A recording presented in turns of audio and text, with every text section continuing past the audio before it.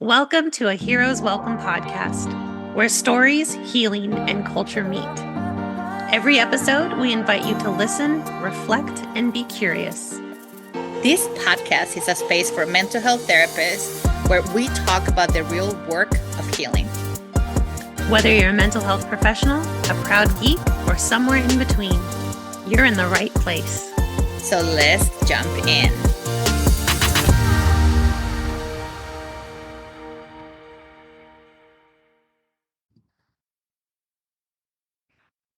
Welcome back, listeners, for another episode of a Hero's Welcome podcast. I'm your co-host, Marila Diego, and I'm joined by my lovely co-host, the one and only crazy one, Liliana Baylon. And we are here with a special guest.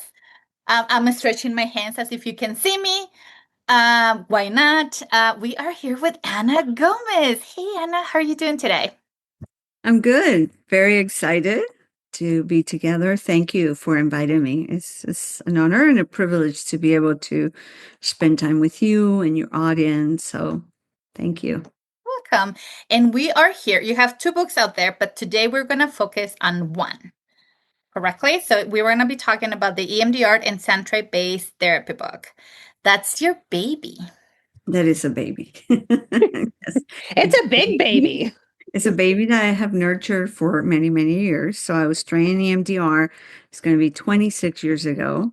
And shortly after, I started to put them together because I was using just Sandtray therapy before I was trained in EMDR. Okay. But because I was working with very complex clinical presentations, I was trying to figure out what would be the best way to work, especially with children, and then started to combine them both. Yes. So when you share your book, your baby, with all of us in the field, I mean, everything about the book was beautiful. But like for myself, and we're gonna take turns, but I wanted to say thank you, because when you're working with migrants, and either language is an issue, family loyalty is an issue. Or other systemic issues, let's say, come in the way. Like this book, because we're focusing on Sandtray, is giving clinicians a gateway, a path where verbal story may be fractured, a way of how to do EMDR through externally, and you talk in the book beautifully about it. But I thought for all of us, either if you're working with migrants or if you're working across cultures, and language is an issue, it's a barrier. Mm-hmm. What a beautiful way in this book to describe how to do the work with. Yeah, thanks for bringing that up, because our native language really is symbols. I mean, think about how we dream. See, we don't dream in well-organized verbal narratives, but instead, our dreams are full of stories, metaphors, and symbols. That is really our native language, and is the language that we use to communicate at such deep level with self. So yes, definitely, a symbol can encompass a nervous system pattern, for example, without having to verbalize it. You may have an angry tiger fighting everyone. See, that in itself is a representation and a physicalization of a nervous system state. A dissociative part may show up in the sand world. Yeah. Patterns of attachment and connection, the relational template of the child, the adolescent, the adult may show up as a figure that is distant. The caregiving system shows up in the sand world in the form that is developmentally appropriate, especially for children, but also it provides a pathway to the mind that feels completely overwhelmed. And the symbol provides a level of distance that allows the mind to express what otherwise would be so overwhelming, but also it provides a mirror to the mind, a way for the mind to dialogue with itself through symbols. Yeah.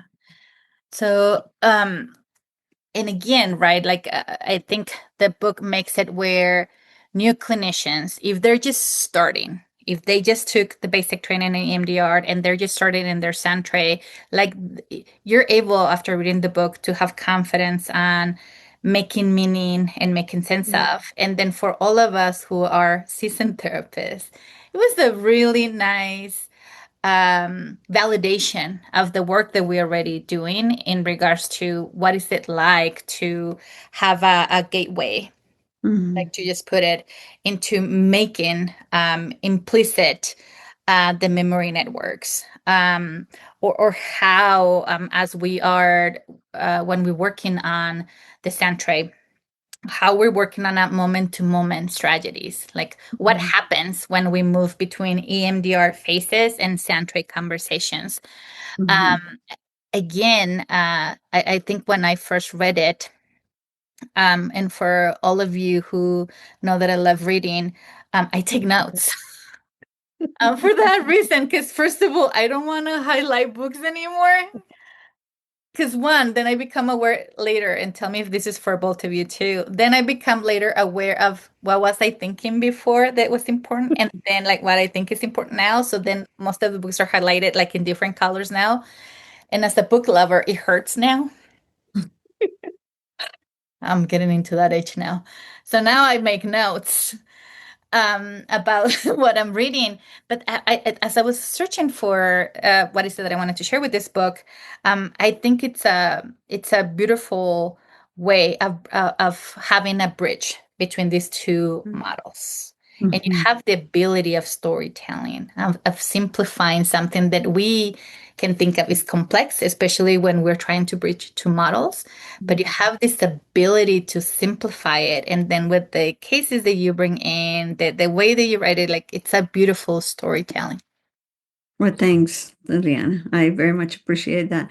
Because see, I think EMDR, um, it is a very powerful approach supported by research, and Sandtray therapy is a very powerful approach.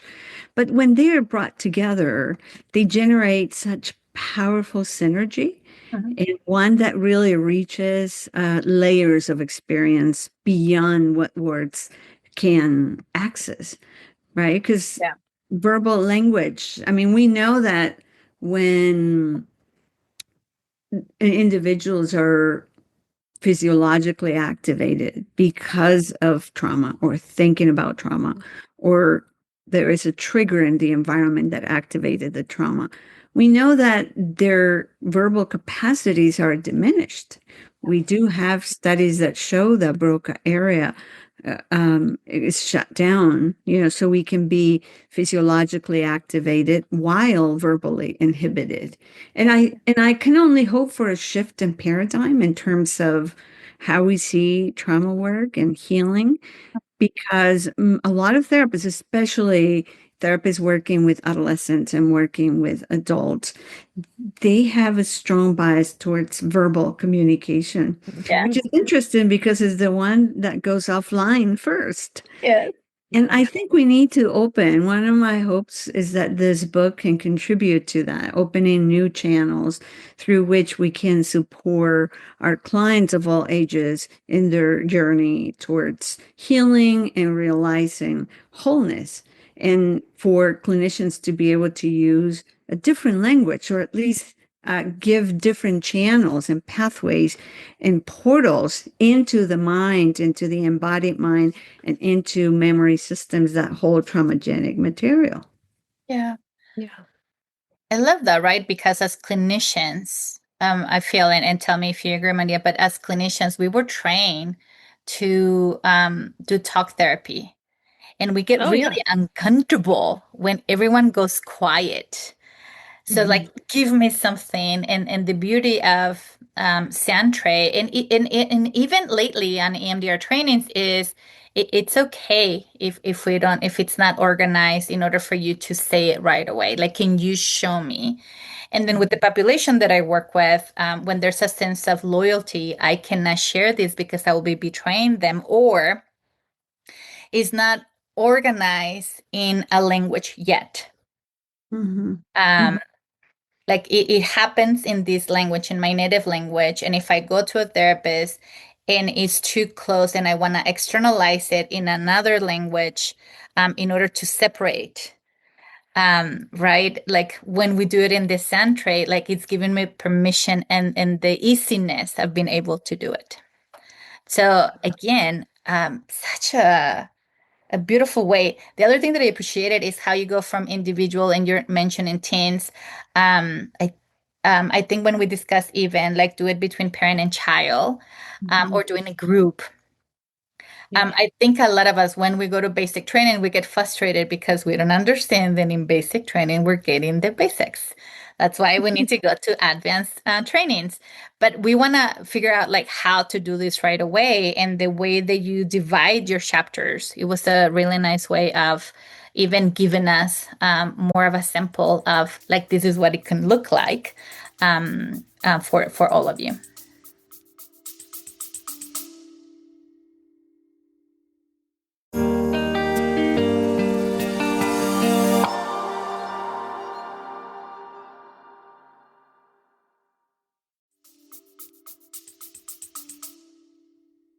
Yeah, and to add to what you were saying in terms of how trauma again is expressed in trauma lives in sensations, embodied perception, Yeah. impulses, not necessarily well organized verbal narratives. So through the Sandtray that provides a safe space for the child, the adolescent, and the adult, then these sensations, these patterns of autonomic states, meta perceptions, impulses, and attachment and relational templates unfold. All of them unfold in sand world in a way that creates a beautiful distance where and you said it before, where the mind can travel from implicit into explicit memory because it's not a binary space. We're not talking about is either or, but Yeah. instead a whole continuum that the mind travels through. And for example, many children start with implicit reprocessing, which I think is one of the big contributions of the book to name it implicit reprocessing, because so far in EMDR therapy, we have relied on just explicit Yes. reprocessing, where there's Yeah. ownership. It's me, it's mine, it's self.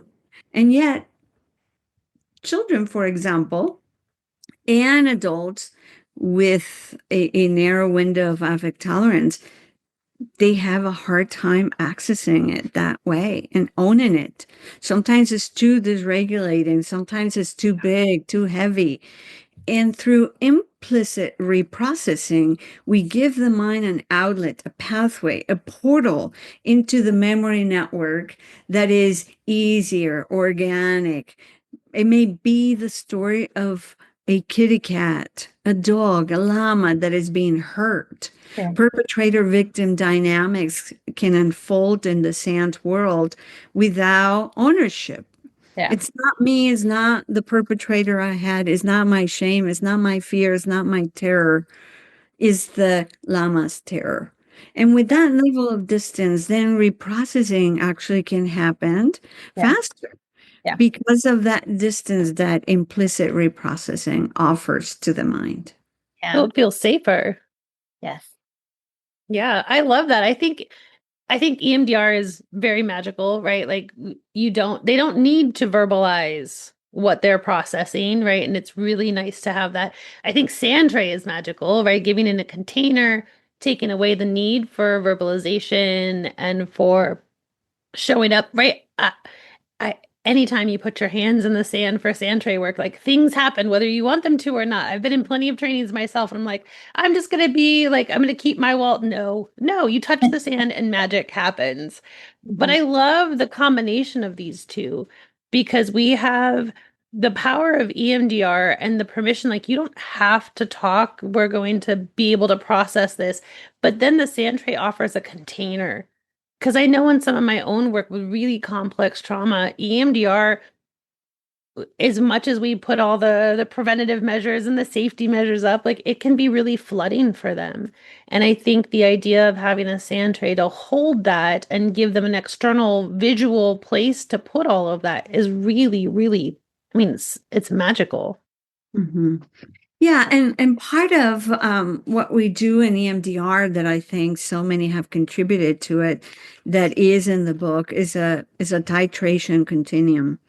Is the concept that we borrow from pharmacology of microdosing and bringing it into EMDR therapy, where there's not just one entry road into the memory system. So imagining the memory network as a house that we can certainly enter through the front door, where we just go into assessment phase, access it, activate it, boom, go into channels of association without any restriction.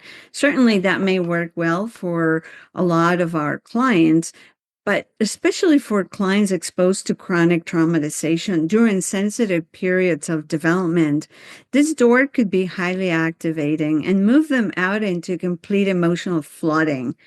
And Yeah. the Sandtray offers a backdoor, right? Another portal, not necessarily for everyone, but at least there are other portals that we can offer to our children, adolescents, and adults that don't provide or create such level of activation, and that can keep the client within windows of tolerance, and the client can still do incredible work and reprocess a lot of what exists in these memory networks. We have structures of, cognitive structures, emotional structures, somatic structures, behavioral structures that unfold in the tray, and the mind can integrate without yet the ownership. But what I have witnessed for 26 years, 25 years, is this movement, this journey, this travel from implicit into explicit that happens so organically.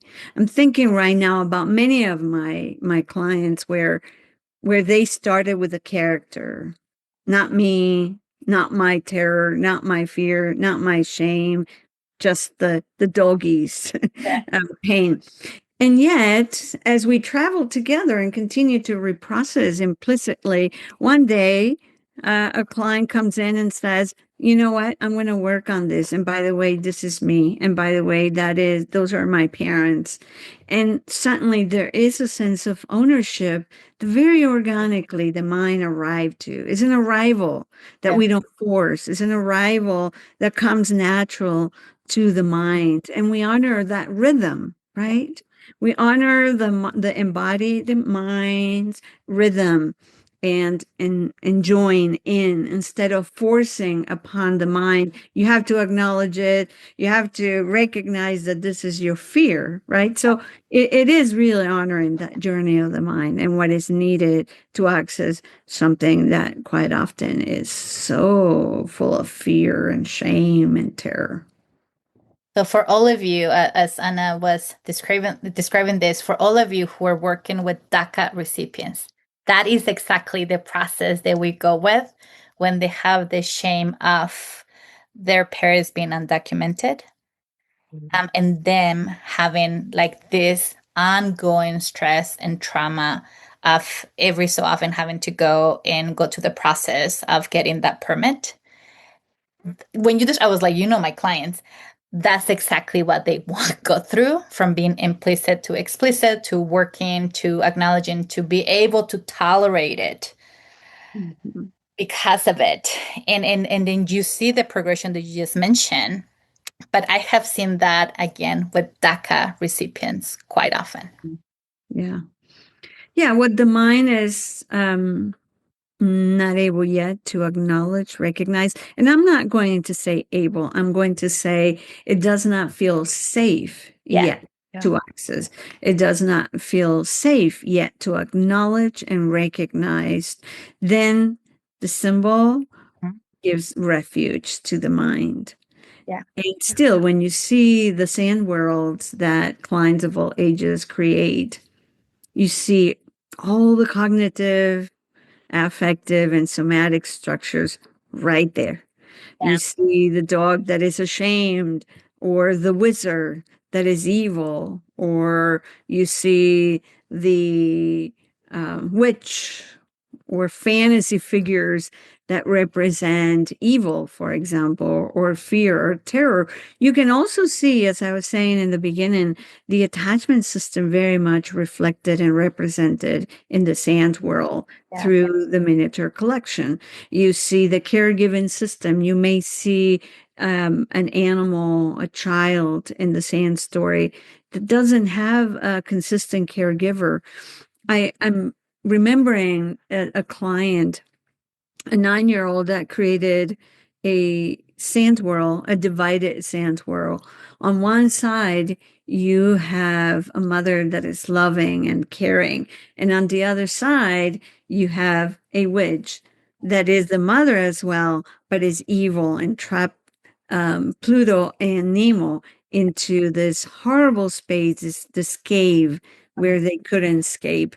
And really, through the sand world, it was so clear the how the caregiving system at times was providing love or care and protection, and yet this was also a caregiver that created terror and fear. So clearly, the foundation and the basis of disorganized attachment was right there, activating two different systems. The defense system, as the parent is the source of fear, and yet activating the attachment system as the caregiver was also the source of safety and survival. That was just so painful and beautiful to witness how in the Sandtray it can show up in ways that are developmentally appropriate for a child that is 9 or 10 or 11, or, even teenagers. But adults do the same very much. Yeah. If we give them the opportunity. Yeah. So as we're getting closer to the end of podcast, which I feel like we can continue talking about this and the benefits for all of you listening, I'm wondering, Anna, how do we divide this into two questions? What is it that you want to tell clinicians who are just tiptoeing into EMDR and Sandtray, which this book can be an introduction? For all of you listening, go to Anna's website because she has a lot of trainings, and I know you're promoting the Sandtray. And I think you have it in Spanish this time around, isn't it? Yeah, I'm so excited for the very first time. We're going to have it in Spanish. Yes. So if you're bilingual, that is going to be a really cool being part of the first cohort. Okay, let me check the dates. Maybe I'll join all of you. But in the meantime, let me come back. What is it that you want the people who are just barely tiptoeing? Like, what is the one giveaway that you want? What is the one thing that you want to tell them to the people who are just training, and then what is another that you want to give to the people who are seasoned therapists who have done EMDR, who have done Sandtray therapy? What is it that you want to tell them about this book and why they have to read it? Okay. And before I go on, I want to say that all the examples that I give in presentations are composite cases. Okay. Yeah. There are a composite case of many of the cases that I have worked with. So the case that I just presented is not an actual real case, but very much could be. Yeah. Okay, so what do I want clinicians to know about this book and how this book can help them? So, number one, I think the book will give them a new pathway, a new way of thinking, a new way of conceptualizing the work. And this book, I have to say, is for the therapist that is just training EMDR, but it's also for the experienced clinician because it goes deep. It proposes new ideas and new ways of conceptualizing even EMDR. I'm proposing a way of looking at the adaptive information processing model or system, not just as individual system, but as systemic and dyadic system, and how we reinforce and create new synaptic networks and a new synaptic architecture through relationships. So there are a lot of elements and theories that I think will support clinicians, doesn't matter where they are on their journey. And I hope that this book can give clinicians a new pathway, a new possibility. I don't think there is one way of delivering EMDR therapy. And what this book proposes is even beyond EMDR Sandtray, because it's a multimodal approach to EMDR Sandtray, where we incorporate polyvagal based interventions, but also polyvagal ways of conceptualizing what's happening. So it's a trans-theoretical approach as well that enriches the AIP model with attachment theory, dissociation theory, polyvagal theory, interpersonal neurobiology. So it gives an expanded way of conceptualizing, understanding, and also making intentional decisions when it comes to the therapeutic process. It's also a book that places a great deal of importance on the therapeutic relationship. So the work with the EMDR Sandtray is a radical relational approach where we are the most important tool in the process in how we can work individually, systemically, dyadically, and how, clinicians can find new portals into the journey of accompanying clients through their healing journeys. So I can only hope that clinicians can use it. It has theory, certainly, but it has a lot of how-tos. This is how you may want to say it. Here's a format that you can use. Here are some ideas, very specific interventions. So not only has the theory ways of conceptualizing the clinical landscape of the client, but also it offers a lot of how-tos. This is how you do it. And it offers multiple protocols. But let me say a little bit about protocols.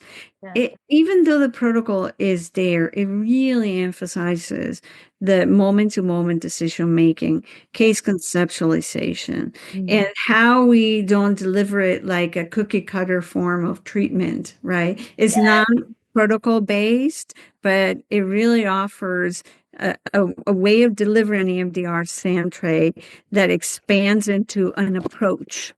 Right? Not just how I read and use a protocol, but how I conceptualize it, how I make decisions, how I'm intentional in how I deliver EMDR Sandtray, how I am at the same time very aware of what's emerging in my nervous system moment to moment, and how I remain connected to myself, and how I can mentalize and hold the mind of the client in mind. So it's very relational and complex, and yet offered in a way that is easy to understand, digest, and actually use.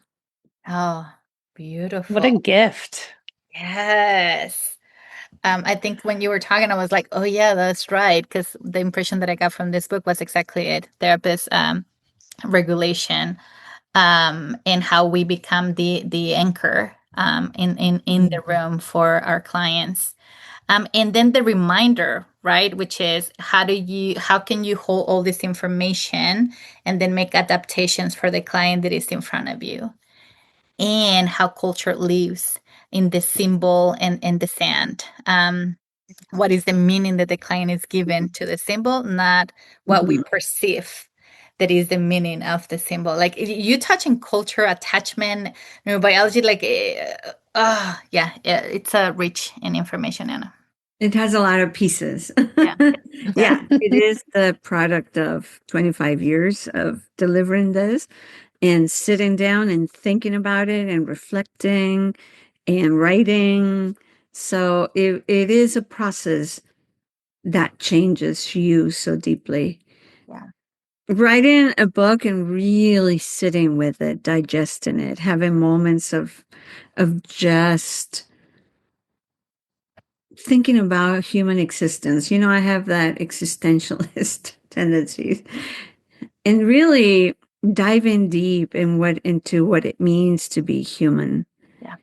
And what it means to exist, and our path into realizing wholeness, the path into becoming and unbecoming, and walking alongside with my own process, with my own work, and diving deep into deep layers of self. It's been such a journey that is not just an intellectualized process, but is highly embodied and one that calls for somatic intelligence. This is something that we also use in the Sandtray, for example, where we can go from object and symbol to self and work very closely with the soma. So it's work that for me has transformed me in so many different ways. The writer behind is a human that has been transformed in the process. Mhm. And you're such a gift. Even the way that you're just describing that was like, yeah, everyone is lucky to not only to read your work, but also to be trained by you. Thank you. Thank you both. So for all of you listeners, we will include a link to so if you have not get the book, so that you can go get the book, and then a link to Anna's website. So if you want to go get trained, and if you're bilingual, and if you want to be part of the first cohort and be part of that amazing picture, please do so. Anna, thank you for being here, for your wisdom, and for keep sharing your knowledge. Well, thank you. It was just a pleasure to spend the time with both of you, with your audience, with everyone that is listening to us. This is how we promote change, right? We have conversations that could be challenging and difficult, but expands our awareness, our field of consciousness. So I very much appreciate this moment, and I'm finishing this with immense gratitude for the two of you. Well, Thank you. thank you, Anna. Yeah, what a gift. And we'll have you back hopefully really soon. Thank you. Yeah. Till next time, listeners.